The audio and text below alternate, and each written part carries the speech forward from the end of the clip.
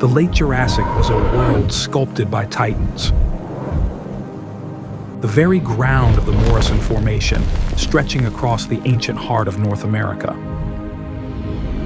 trembled not from tectonic shifts, but from the footsteps of living mountains. This was the age of the sauropods, colossal herbivores that dwarfed any terrestrial creature the Earth has known since. Survival, it seemed, was a game of scale, a biological arms race where defense meant impenetrable armor and offense meant sheer tonnage.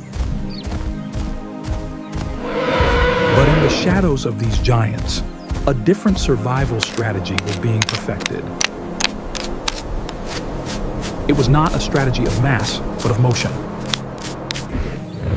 Now, let's open the fossil record and resurrect the story of the bizarre survivors. The titan we seek, however, is not a giant. It is Dryosaurus. Its name, meaning oak lizard, perhaps referencing its forest-dwelling nature or the shape of its teeth, belongs to one of the most common and successful animals of its time. When we unearth its remains, they tell a story of profound contrast. Found in the same rock layers as the 80-ton Brachiosaurus and the formidable predator Allosaurus, Dryosaurus was a lightweight marvel. An adult might reach 10 to 14 feet in length, but much of that was a slender tail. It stood on two legs, its entire frame optimized for agility, weighing perhaps just 200 pounds. It possessed no armor plates, no devastating tail spikes, no bone-crushing jaws. It was, in essence, utterly defenseless in a direct confrontation. We must therefore ask, how did this small, bipedal herbivore thrive in one of the most dangerous ecosystems in Earth's history? To answer this, we must first reconstruct its world. The Morrison Formation was not a dense jungle, but a vast, semi-arid plain, dominated by open fern savannas, riverine forests of conifers and ginkgos, and low-lying scrublands. This landscape offered little quarter. For Dryosaurus, every open space was a zone of exposure, every riverbank a potential ambush point. Its world was patrolled by keen-eyed killers. The mid-sized Ceratosaurus, with its nasal horn, and the larger, more powerful Allosaurus, the apex predator of this environment, were ever-present threats. The fossil record confirms this relationship. We find the shed teeth of theropods mingled with the bones of grazers like Dryosaurus. This was its ecological niche. It was prey. Its existence was a daily, high-stakes gamble. But Dryosaurus was not a passive victim. It was a specialist, an animal that staked its entire survival on a single, superlative adaptation: its speed. When we analyze its placement in this paleoecology, we see an animal that represents a different evolutionary path.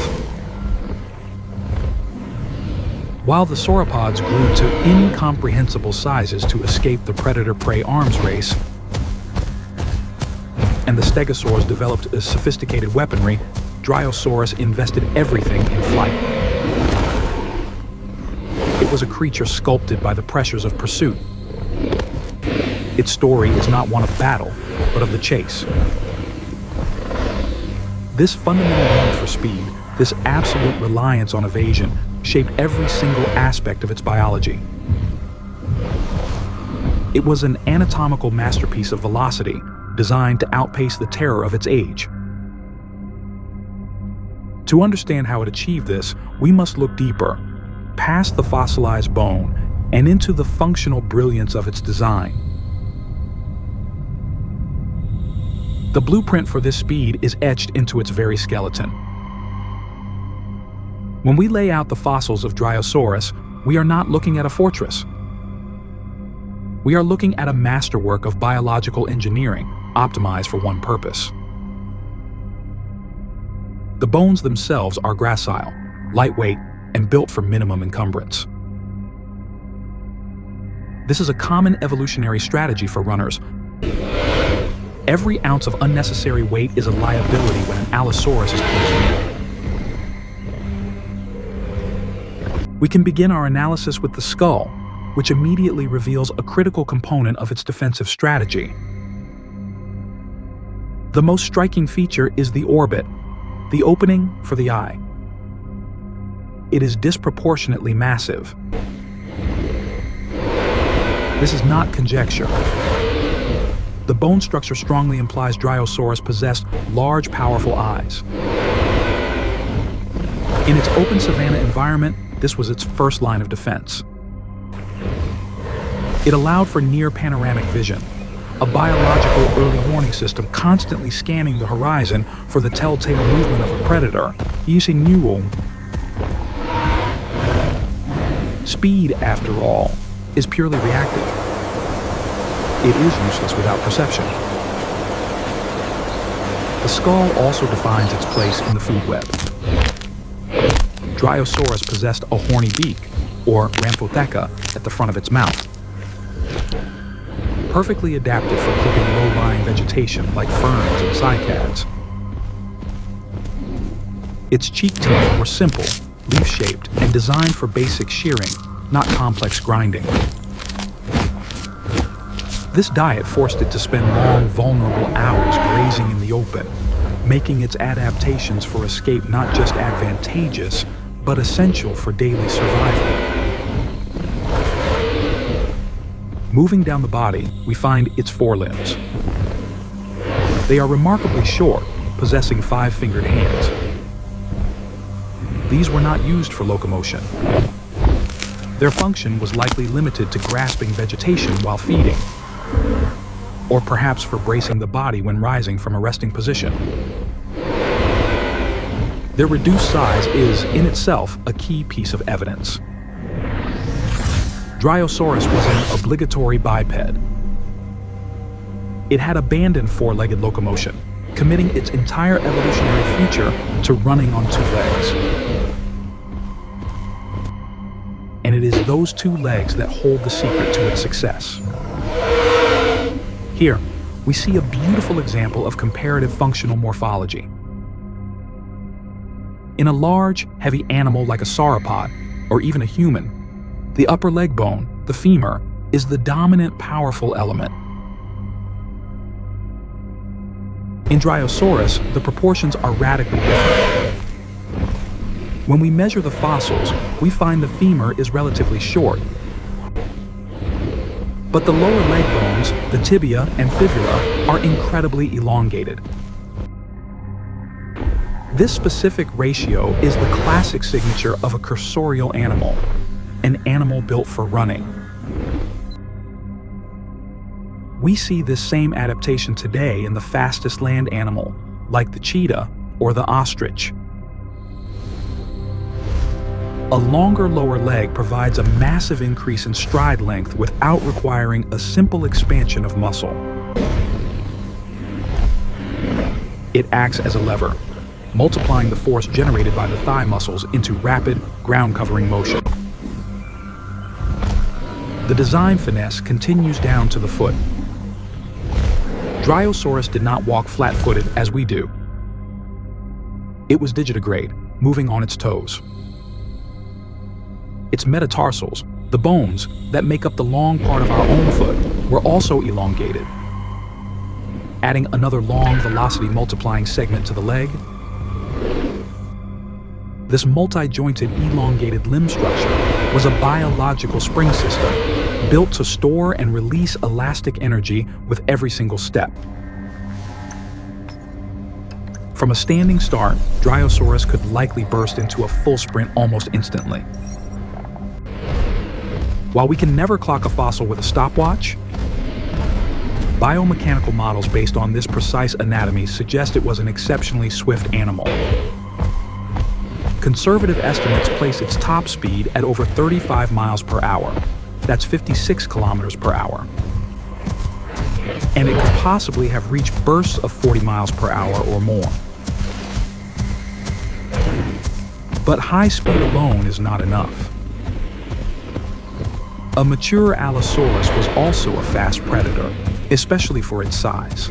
The true defensive advantage in this evolutionary arms race was agility, the ability to turn, to juke, to pivot without losing momentum. This is the function of the Dryosaurus's tail. It was long, slender, and crucially, stiffened by a lattice of ossified tendons. These are fossilized rods of connective tissue that run the length of the vertebrae, visible in many specimens. Popular culture often depicts these tails as flexible and whipping. The fossil evidence contradicts this. The tail of Dryosaurus was a dynamic counterbalance.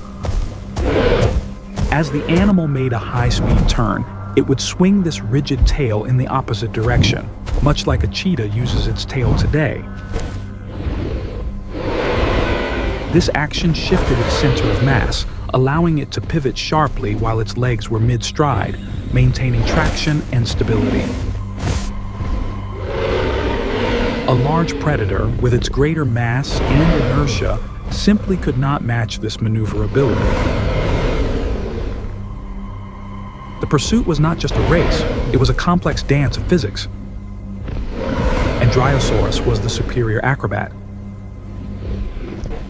This perfected anatomy for speed defined the life of Dryosaurus. It was not a solitary wanderer. The fossil evidence, often showing multiple individuals preserved in close proximity, points toward a social animal. We must infer that, like modern grazers on the plains of Africa, Dryosaurus lived in groups, or herds. This was a critical component of its survival strategy, an amplification of its individual defensive hardware. A herd of Dryosaurus would have been a profoundly effective defensive unit. This is where those large side-facing eyes moved from a personal warning system to a collective one. With dozens of individuals grazing, there were always multiple sets of eyes scanning the horizon. It would be nearly impossible for a predator, even one as stealthy as an Allosaurus, to approach a herd undetected. The first Dryosaurus to spot danger would issue an alarm, a call, or perhaps just the sudden explosive movement of its own flight, triggering a chain reaction. And this is where the predator's problem would truly begin. The herd would not scatter randomly, it would explode in a calculated, chaotic display. This is the confusion effect.